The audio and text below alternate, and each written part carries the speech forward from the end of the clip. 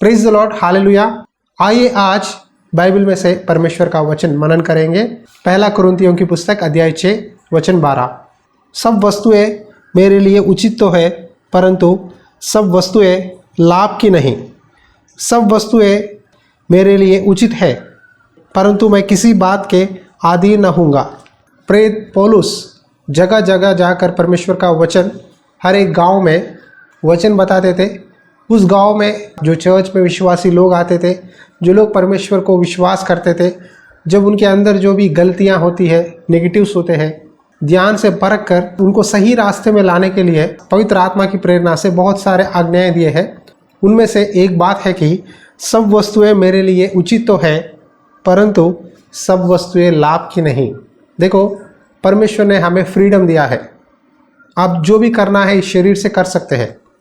शराब पीने वाले शराब पीते हैं, सिगरेट पीने वाले सिगरेट पीते हैं, स्मार्टफोन इस्तेमाल करते हुए पोर्नोग्राफी देखने वाले पोर्नोग्राफी देखते हैं, और कुछ लोग स्मार्टफोन में घंटे घंटे बैठकर यूट्यूब, इंस्टाग्राम, फेसबुक, कुछ लोग वीडियो गेम्स, पबजी, इस तरह अलग अलग वीडियो गेम्स खेलते रहते हैं।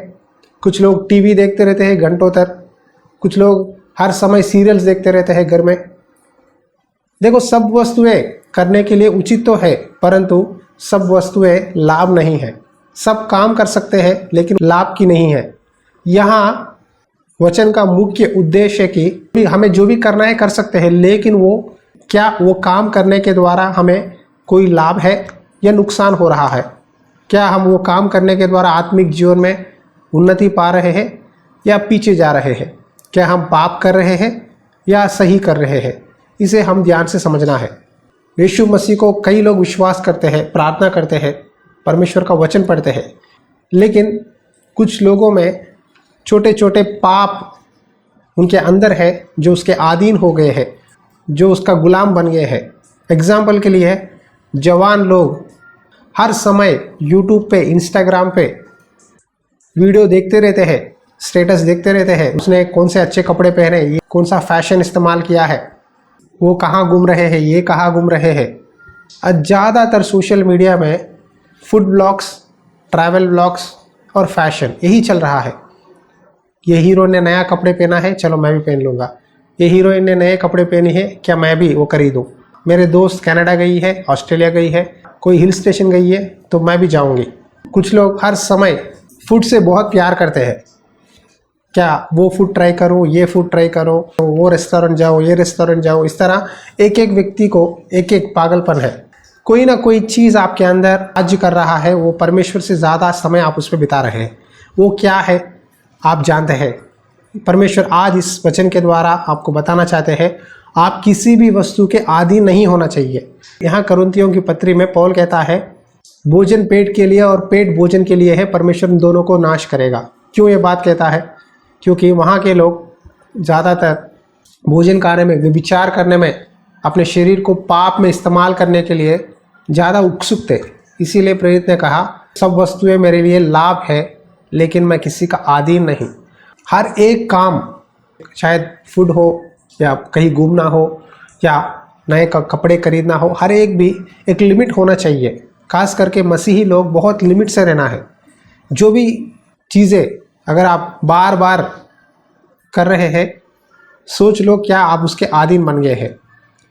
कुछ बहनें कपड़ों से इतना प्यार करते हैं कि जो भी फैशन नया मॉडल आ गया है, हर महीना कपड़े खरीदते रहते हैं। उनको कोई एक सीज़न नहीं है, हर महीना जो नया मॉडल आ गया है, नए कपड़े खरीदते हैं। और कुछ भाई लोग हर महीना एक एक गांव जाते रहते हैं इंडिया में। मैं यहाँ जाऊँगा, वहाँ जाऊँगा, वहाँ घूमूँगा, यहाँ घूमूँगा। वो एक ट्रैवल का दीवानापन होता है।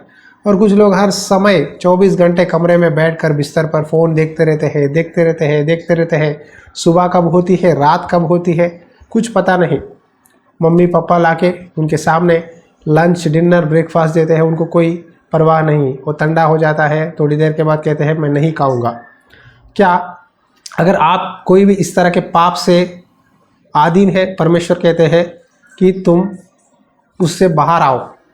तुम पाप कर रहे हो, परमेश्वर को जगा दो। यहाँ परमेश्वर ने हमें अपने मन चाहे इस्तेमाल करने के लिए शरीर नहीं दिया है, बल्कि परमेश्वर की आराधना करने के लिए हमें इस शरीर को दिया है। आप अपना शरीर से क्या क्या काम कर रहे हो प्रभु देख रहे हैं। इस शरीर से जो भी हम काम करते हैं उसका प्रतिफल परमेश्वर देता है, चाहे भला हो बुरा हो। इसीलिए डरते हुए अपना उद्धार को बचाए रखो। कभी भी मत सोचो मैं उद्धार पाया है, मैंने बपतिस्मा लिया है, मैं प्रभु से माफ़ी मांगूंगा, प्रभु माफ़ कर देंगे। जी हाँ, माफ़ तो करेंगे, लेकिन आपने बहुत कीमती समय जो परमेश्वर ने आपको दिया है आपके शरीर के द्वारा करने के लिए, आपने उस समय को गवा दिया है। अपना समय को कभी भी वेस्ट मत करो। समय बहुत कीमती है, उसे अच्छी तरह से इस्तेमाल करना ज़रूरी है। खास करके प्रार्थना करना, परमेश्वर का वचन पढ़ना, परमेश्वर से एक संगति बिताए रखना, ये बहुत अच्छा बात है। जो लोग ज़्यादा समय परमेश्वर से बिताते हैं, परमेश्वर अपनी स्वर्गीय बातों को उनसे बताता है। आपके जीवन में आने वाले बातों को परमेश्वर बताते हैं। आपके जीवन में क्यों चिंता, डिप्रेशन, टेंशन, तनाव क्यों होती है? क्योंकि आप हर समय सांसारिक चीज़ों पर मन लगाते हैं, लोगों के बातों पर ज़्यादा सोचते हैं, ज़्यादा अपनी अभिलाषाओं को पूरा करने के लिए, यानी शरीर की आशाओं को पूरा करने के लिए कोशिश करते रहते हैं। इसीलिए निराशा है आपके मन में।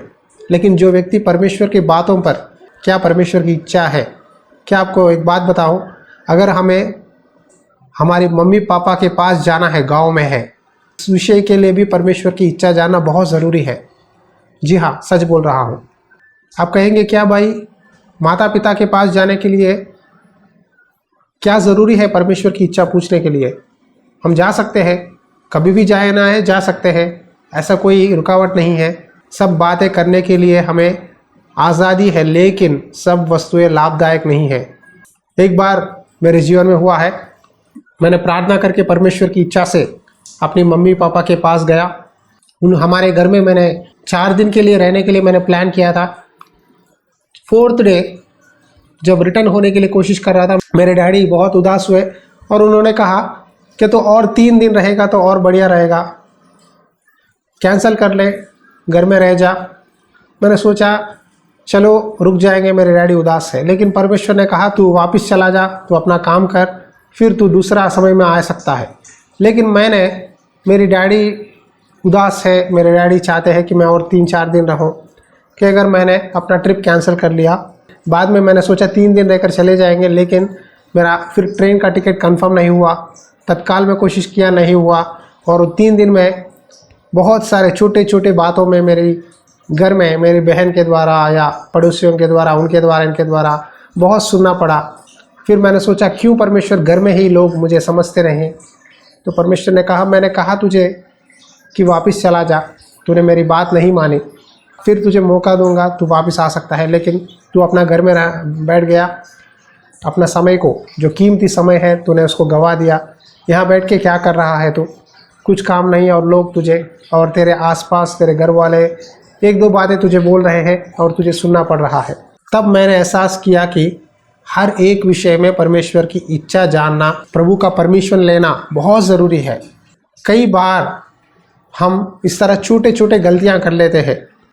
हम अपनी माता पिता को सेटिस्फाई करने के लिए, मेहमानों को सेटिस्फाई करने के लिए, या खुद को सेटिस्फाई करने के लिए हम परमेश्वर की बात नहीं मानते। बाद में बहुत बड़ी तकलीफ़ हो जाती है। जब हम परमेश्वर की आदर करेंगे, परमेश्वर की आज्ञा का पालन करेंगे, तब प्रभु अपनी महिमा से हमें आशीर्वाद देता है। आंखें बंद करिए, प्रार्थना करेंगे।